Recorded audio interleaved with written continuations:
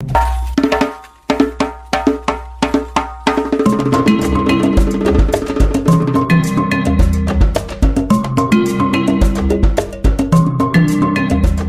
Bíblia é lâmpada para os seus passos e luz para o seu caminho.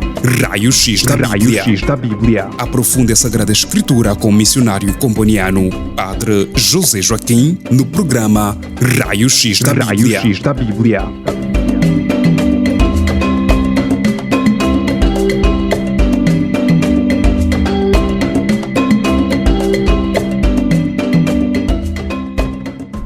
Estimados ouvintes, dou-vos as mais cordiais boas-vindas a mais um estudo bíblico, o Raio-X da Bíblia. Estamos no 5º dia do curso bíblico. O tema para hoje é a história da transmissão do texto bíblico. A história da transmissão do texto bíblico. Em nome do Pai, e do Filho, e do Espírito Santo. Amém. Senhor Deus, Pai de bondade e fonte de toda a palavra, nós vos bendizemos porque ao longo dos séculos não deixastes que a vossa voz se perdesse no silêncio. Vós falastes aos patriarcas e profetas, inspirastes escribas e sábios, sustentastes comunidades inteiras que guardaram a vossa lei e conduzistes a vossa igreja para que transmitisse fielmente a palavra que salva. Nós vos damos graças pelos que copiaram, traduziram, proclamaram e viveram a Escritura, desde os antigos escribas de Israel até os monges que com paciência e oração preservaram cada letra como um tesouro. Abençoai-nos neste curso bíblico, que o mesmo Espírito que inspirou os autores sagrados e iluminou gerações de crentes abra o nosso coração para compreender a grandeza do dom que recebemos. Fazei-nos amar a vossa palavra, escutá-la com reverência, acolhê-la com fé e transmiti-la com fidelidade a todos aqueles que colocais no nosso caminho. Que a Escritura, preservada ao longo dos séculos, se torne hoje para nós luz para os nossos passos e força para a nossa missão. Por Cristo, palavra eterna do Pai. Amém. Em nome do Pai, do Filho e do Espírito Santo. Amém. Então dizíamos que o tema para hoje era a transmissão do texto bíblico. Por que estudar a transmissão do texto bíblico? A transmissão do texto bíblico é uma das histórias mais fascinantes da nossa fé cristã. É complexa, digamos, o estudo é complexo, mas é fascinante. É o que faremos hoje. Embora possa parecer, digamos, pesado, mas é fascinante descobrir como é que o texto bíblico foi transmitido. A transmissão do texto bíblico mostra como Deus, que inspirou a Escritura, também velou pela sua preservação ao longo dos séculos. Razões fundamentais para estudar este tema. Estudar a transmissão do texto bíblico fortalece a confiança na Bíblia. Muitos perguntam: a Bíblia foi alterada? O texto que temos é confiável? Então, conhecer a história da transmissão do texto mostra que a palavra foi preservada com rigor. Preservada com rigor, eu diria extraordinário. Depois, estudar este tema ajuda a compreender o caminho da revelação. O caminho da revelação. Sabemos que a inspiração é o início, a transmissão é o cuidado contínuo de Deus através de mãos humanas. A inspiração é o início, a transmissão do texto é o cuidado contínuo de Deus através de mãos humanas. Estudar este tema, transmissão do texto bíblico, ajuda a responder a dúvidas pastorais.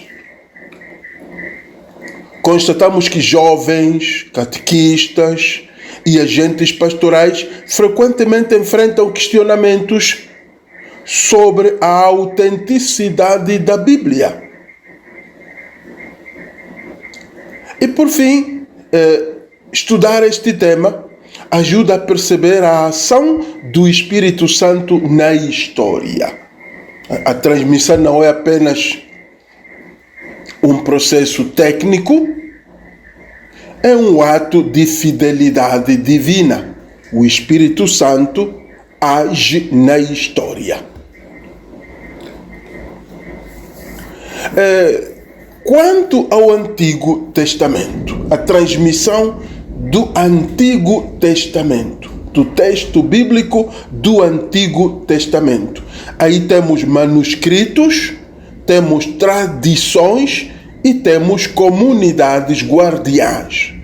Então vamos ver o Antigo Testamento. Dizia que este tema é fascinante, embora pesado. Mas é bom descobrir coisas novas sobre o texto que temos nas nossas mãos. Não importa a língua em que o tenhamos, mas esse texto tem uma história de transmissão que é interessante descobri-la. Ora, quanto ao Antigo Testamento, já o dissemos também nos outros encontros bíblicos, que o Antigo Testamento é fruto de mais de 1000 anos de história, tradição e transmissão. A sua preservação é um testemunho da reverência de Israel pela palavra. O Antigo Testamento foi preservado e é uma prova de que o povo de Israel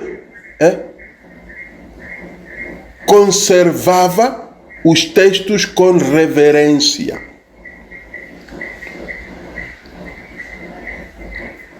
Temos para o Antigo Testamento os chamados manuscritos hebraicos. Manuscritos hebraicos. O texto hebraico que temos hoje deriva principalmente do assim chamado texto massorético, abreviado TM, texto massorético, fixado entre os séculos 6 e 10 depois de Cristo pelos massoretas. Por isso o texto chama-se texto massorético, porque foi fixado pelos massoretas. Quem eram os massoretas? Eram sábios judeus dedicados à preservação do texto bíblico. Sábios que se dedicavam toda a vida a preservar o texto bíblico.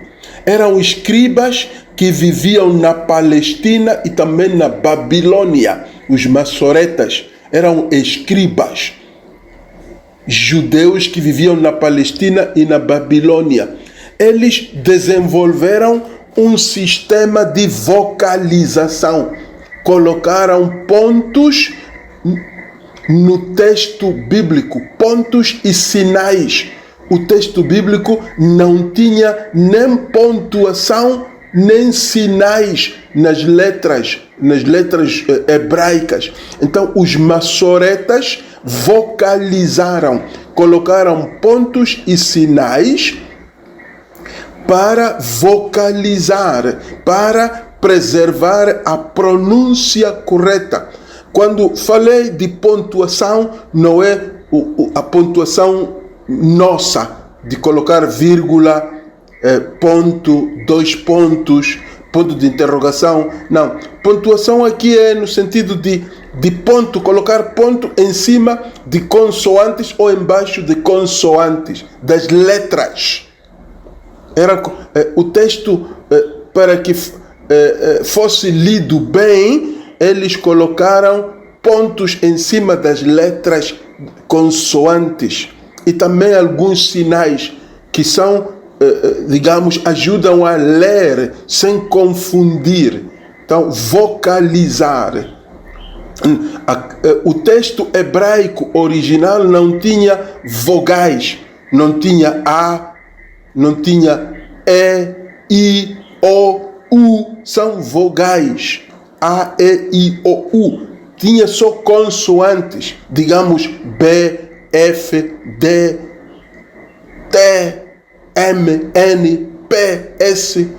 São consoantes. Então, estes maçoretas encontraram o texto só com consoantes, sem vogais.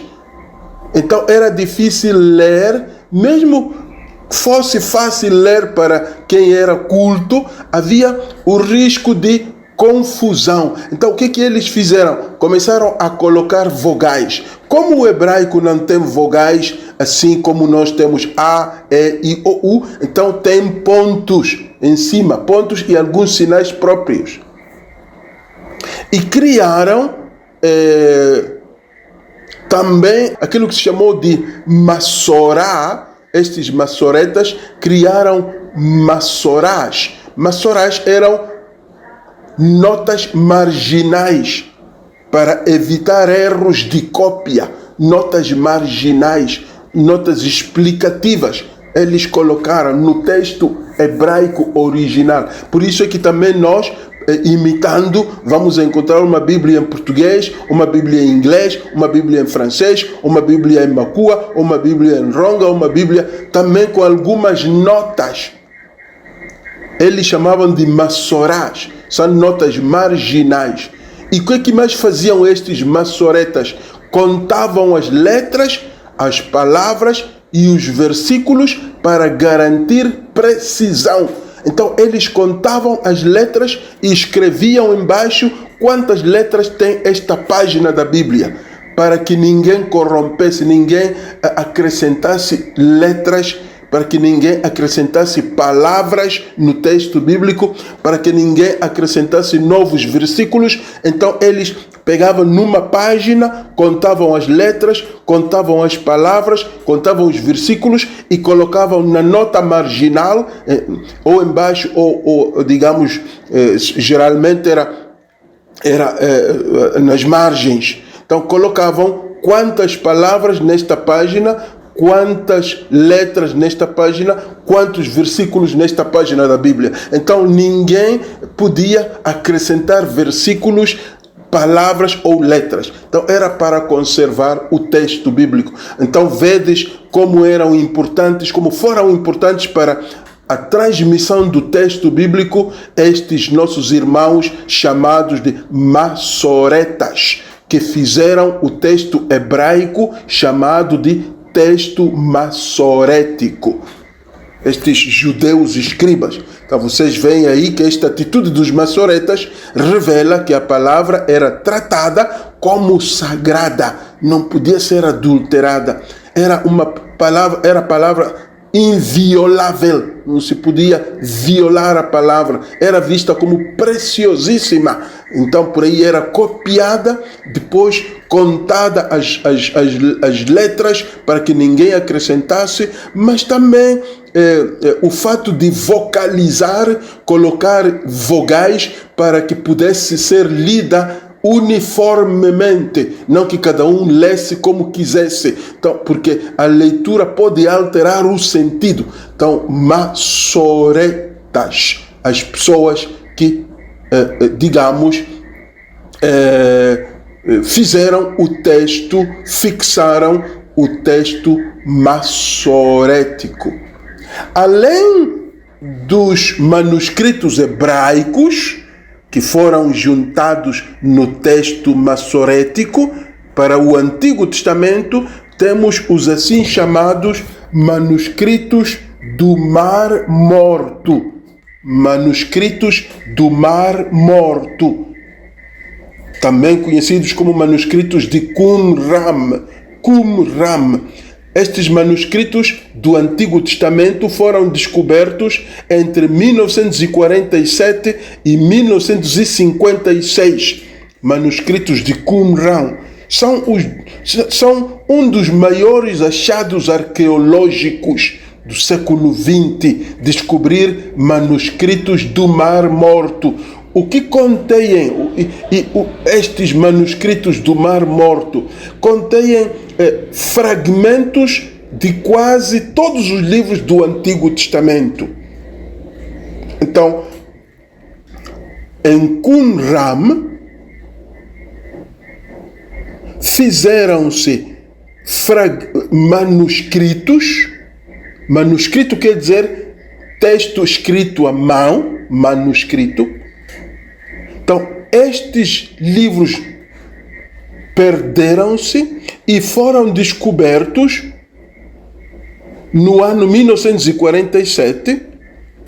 Alguns, outros foram descobertos no ano 1956. Há bocado, 1947, foram descobertos manuscritos, textos escritos à mão que pertencem àquela zona do Mar Morto, ou chamado também Qumran. Agora, estes textos que foram descobertos contêm fragmentos, quer dizer, textos incompletos, de quase todos os livros do Antigo Testamento. Porém, estes fragmentos que foram achados em 1947 e 1956 têm cópias completas também de alguns livros, especialmente do rolo de Isaías, de todo o livro de Isaías completo, enquanto que para outros foram incompletos, fragmentos, diz a palavra, é um fragmento. Agora, estes textos descobertos em 1947, há bocado, e 1956, poucos anos atrás, são antigos, são do ano 250 até o ano 70 depois de Cristo. 250 antes de Cristo e 70 depois de Cristo. Então, foram descobertos em 1947 porque haviam se perdido, não são de 1947, só foram descobertos em 1947, mas são do ano antes de Cristo, no ano 250 antes de Cristo. Agora, por que são importantes estes manuscritos, estes textos escritos à mão que pertencem àquela zona do Mar Morto ou Qumran? Por que são importantes? Por que a descoberta destes manuscritos é importante? Porque mostra que o texto bíblico era transmitido com grande fidelidade, mas, sobretudo, já revela variantes do texto bíblico. Aquele texto bíblico aprovado pela igreja, como dizíamos no estudo anterior, aquele texto canonizado, aquele texto aceite como sagrado e inspirado, aqui já se encontram algumas versões, algumas variantes que ajudam a compreender o desenvolvimento textual, ajudam a ver como é que se chegou ao texto que nós temos, porque os textos que estão descobertos agora são antigos. Então, ajudam a ver como é que então o texto era antes de chegar àquele que hoje temos. Então, esses são os manuscritos do Mar Morto.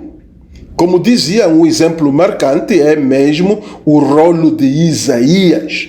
O rolo de Isaías foi encontrado ali, que é praticamente idêntico ao texto hebraico de 1000 anos mais tarde, que nós estamos a usar. Este texto é mais antigo, o rolo de Isaías. É praticamente idêntico ao texto que nós temos agora, que é 1000 anos mais novo, 1000 anos mais tardio. Gostaria de terminar esta parte aqui fazendo referência aos 70, ao Septuaginta, de que falei também no curso anterior, no tema anterior, simplesmente para repisar que a 70 faz parte, a Septuaginta, que é a tradução grega, recordam-se, a tradução grega do Antigo Testamento, faz parte, deve ser vista também como parte do processo de transmissão do texto. Esta tradução foi feita entre os séculos III antes de Cristo, não é? Terceiro e primeiro antes de Cristo, em Alexandria do Egito. E dizíamos da vez passada dizíamos que esta tradução grega era importante, primeiro também para os católicos, porque é o texto que foi adotado pela Igreja Católica, por isso é que a Bíblia Católica tem mais livros, porque adotou a versão grega feita pelos 70 tradutores. Por isso é dita a tradução dos 70, ou Septuaginta em latim, Septuaginta. É importante, era a Bíblia dos judeus da diáspora, aqueles que viviam fora da Palestina, não falavam hebraico, falavam grego e usavam esta Bíblia dos judeus da diáspora. Dizíamos que também era importante porque Jesus e os apóstolos usavam esta Bíblia dos 70 também, não é? E dizíamos também da vez passada que 80% das citações que encontramos no Novo Testamento sobre o Antigo Testamento vêm desta versão grega dos 70. E depois, os 70 contêm os deuterocanônicos, os livros deuterocanônicos, que a Igreja sempre reconheceu como inspirados. Deuterocanônicos são aqueles que mencionamos também da vez passada, aqueles livros, aqueles 7 e algumas partes, aqueles 7 livros que diferencia a Bíblia católica da protestante. Aqueles livros são os deuterocanônicos, que os protestantes não reconhecem como inspirados, mas a Igreja Católica sim reconhece. Então é importante tomar também esta versão grega como parte da transmissão do texto bíblico. Façamos uma breve pausa.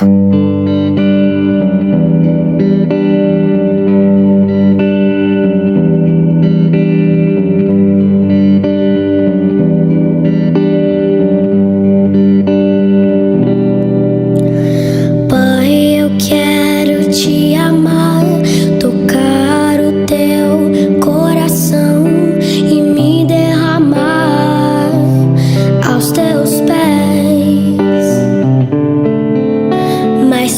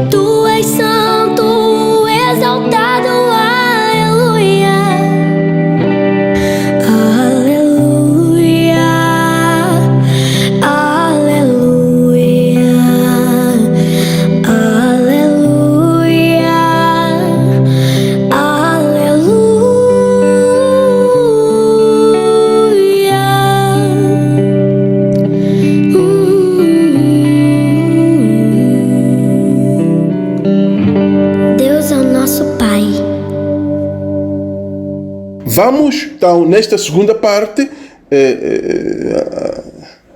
abordar a transmissão do texto bíblico já no Novo Testamento. O texto bíblico do Novo Testamento. Como é que ele foi transmitido? O processo de transmissão. Agora, a transmissão textual do Novo Testamento é abundante, muito abundante, diversificada, mais diversificada do que o Antigo Testamento. Porque o Antigo Testamento nós falamos só de manuscritos hebraicos, não é? Falamos de manuscritos hebraicos, quando vimos o texto massorético, que era complexo, todo o trabalho dos massoretas, que já explicamos, mas também vimos os manuscritos do Mar Morto, os manuscritos de Mar Morto, descobertos em 1947, 1956, que eram fragmentos,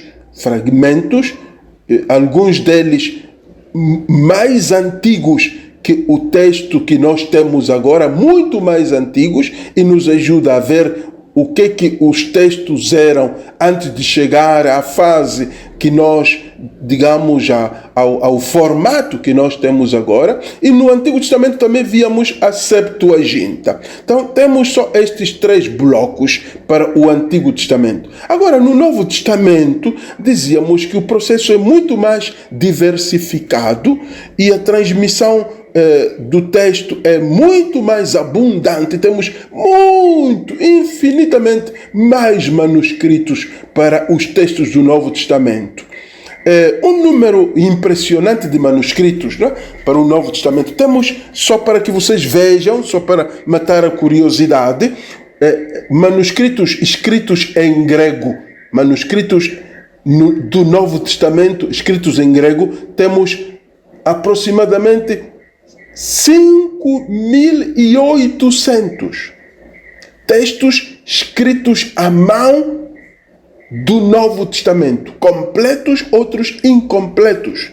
5.800 manuscritos. Então vocês veem como, digamos, foi tão complexo o processo de seleção dos textos. Imaginem, para chegarmos apenas aos 27 livros que temos agora, existem 5.800 manuscritos escritos em grego. Temos 10.000 manuscritos escritos em latim. 10.000 manuscritos do Novo Testamento escritos em latim. E em outras línguas antigas existem manuscritos, milhares, nas outras línguas antigas, siríaco, copta, armênio, georgiano, etíope. Então, há muitos manuscritos que são fragmentos dos textos do Antigo, neste caso, textos do Novo Testamento, que existem aí, que qualquer um que quiser pode até consultar estes manuscritos para de fato dar-se conta de que antes de chegar ao texto que agora temos, houve, digamos, fragmentos, muitos fragmentos. Até, se quisermos, sustentar a nossa, digamos, conclusão de que o Novo Testamento é um dos documentos que tem o maior número de manuscritos, não é? Nós vamos comparar com outros textos assim famosos como Homero, Platão, mesmo Júlio César. Homero, por exemplo, tem apenas 600 manuscritos. Platão tem menos de 50 manuscritos. Júlio César tem menos de 10 manuscritos. Então, não se compara com 5.800 manuscritos em grego, 10.000 manuscritos em latim, milhares em siríaco, em copta, em armênio, em georgiano, em etíope. Então, o Novo Testamento é, de longe, o texto antigo mais bem atestado, mais bem diversificado, mais bem documentado. Agora, para o Novo Testamento também, como tínhamos para o Antigo, aqui também temos, dizíamos, manuscritos, não é? Tipos de manuscritos já no Novo Testamento. Temos os papiros do século II a IV. Papiros, os mais antigos, escritos em material frágil.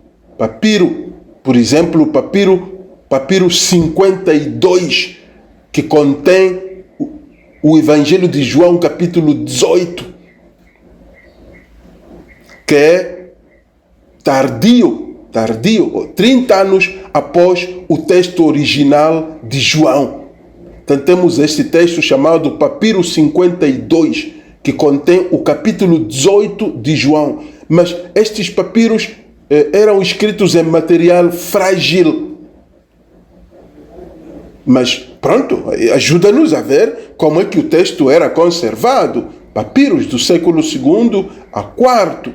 Temos também chamados maiúsculos ou unciais. Unciais são manuscritos não em papiro, mas em pergaminho.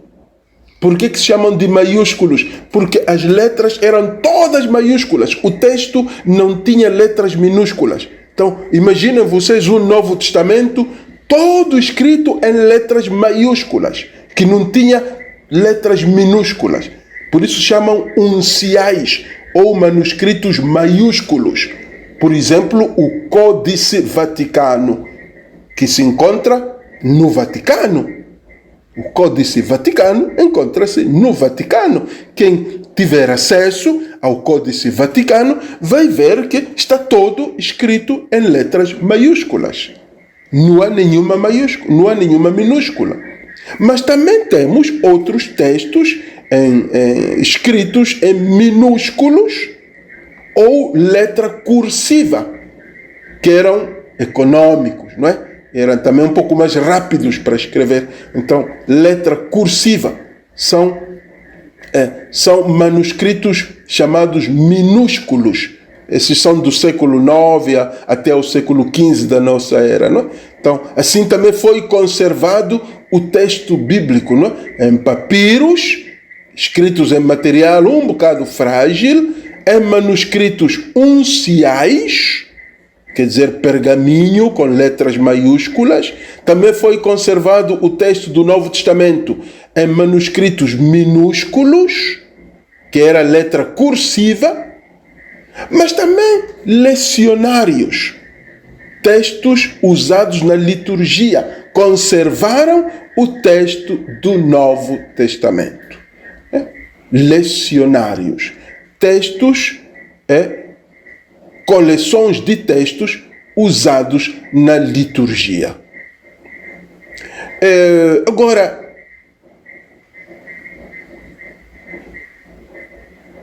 o que é que podemos ainda mencionar quanto à transmissão do texto? Agora, os cristãos, neste caso temos monges, mosteiros e missionários. Monges, mosteiros e missionários jogaram um papel importantíssimo na transmissão do texto do Novo Testamento. A igreja foi grande guardiã da Escritura ao longo dos séculos. Temos monges, os assim chamados monges copistas, na Idade Média. Os mosteiros eram verdadeiros faróis da Bíblia, verdadeiros faróis da palavra de Deus.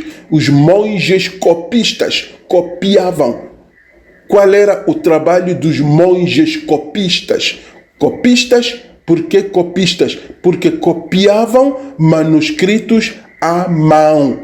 Eles tomavam os manuscritos e, como não podiam imprimir, não tinham impressora, não tinham fotocopiadora, copiavam tudo à mão. E também eles decoravam e iluminavam os textos com arte sacra. Eles tomavam os textos e colocavam arte sacra. Começavam a fazer alguns desenhos para representar os textos bíblicos.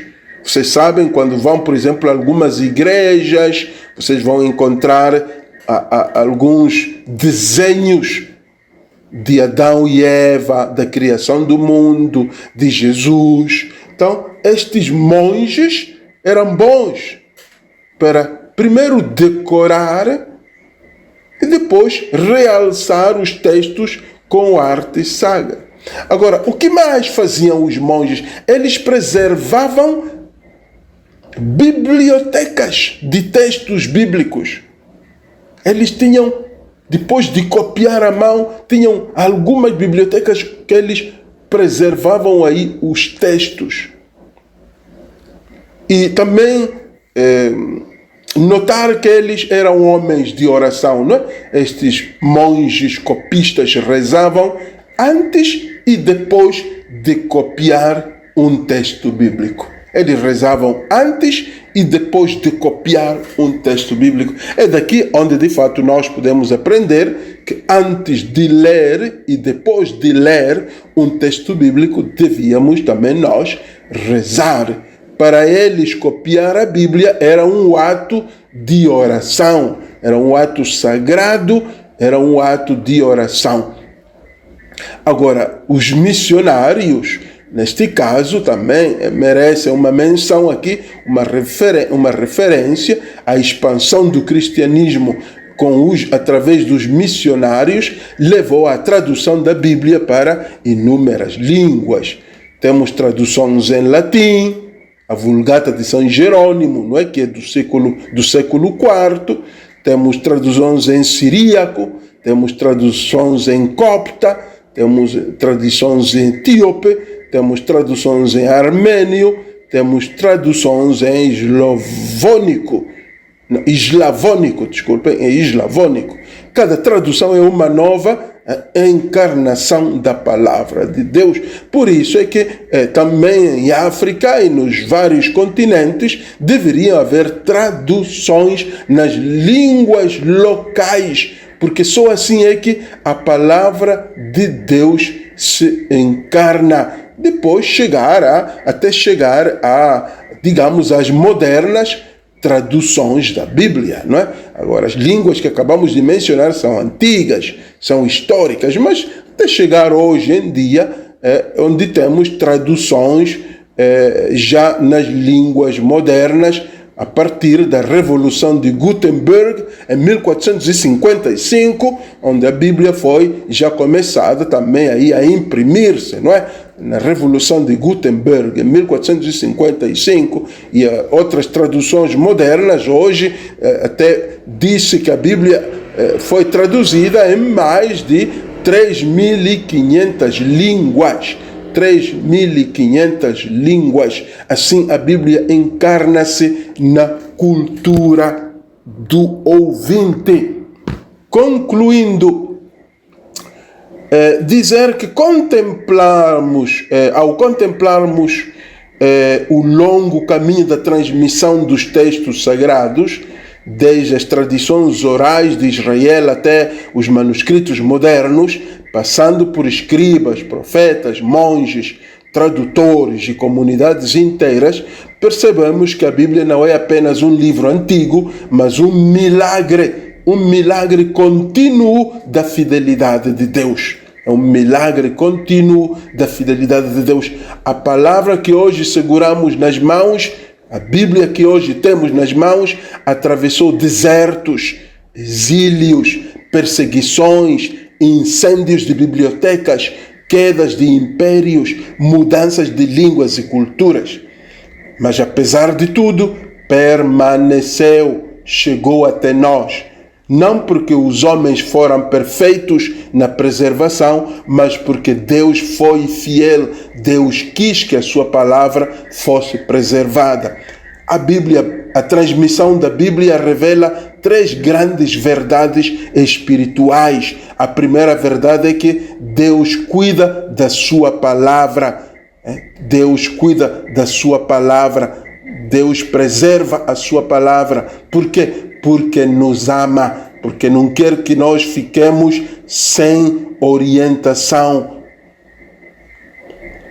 Também a outra verdade que esta transmissão bíblica revela é que a igreja é guardiã, serva e testemunha.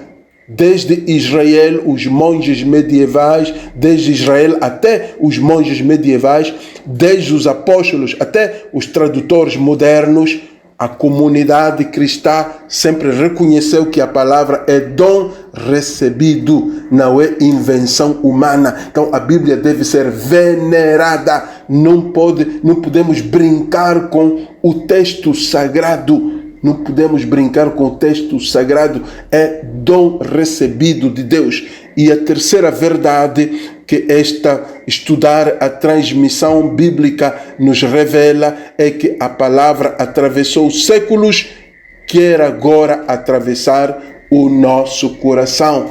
A palavra que atravessou séculos, muitos séculos, muitos processos que esta palavra atravessou. Hoje, agora, ela quer atravessar o nosso coração. A história da transmissão não é apenas um dado acadêmico para estudar, para matar curiosidades. É um convite espiritual, um convite a cada um de nós. Este curso bíblico é também um convite espiritual. Se Deus cuidou da palavra durante milênios, durante séculos, é porque deseja que a sua palavra encontre morada em nós. Encontre morada no ser humano. Por isso ele permitiu que a sua palavra fosse preservada para poder transformar o coração da humanidade. Não é por acaso que Hebreus 4:12 diz que a palavra de Deus é viva e eficaz. Então ela não é apenas preservada, ela é atuante.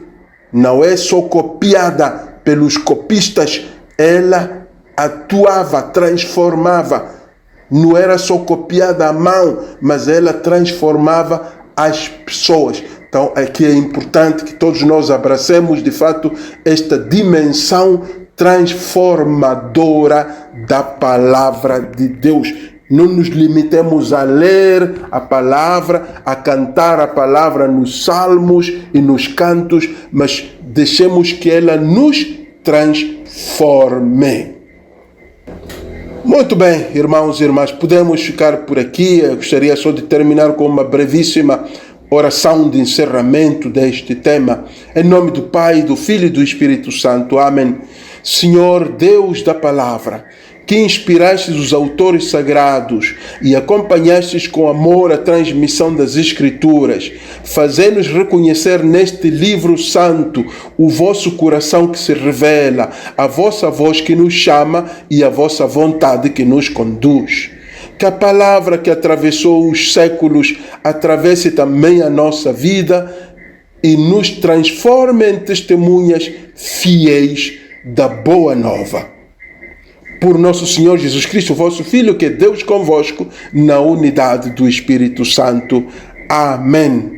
Que o Senhor esteja convosco, Ele está no meio de nós. Abençoe-vos Deus Todo-Poderoso, Pai, Filho e Espírito Santo. Amém. Obrigado, irmãos, irmãs, pela atenção dispensada. Até a próxima.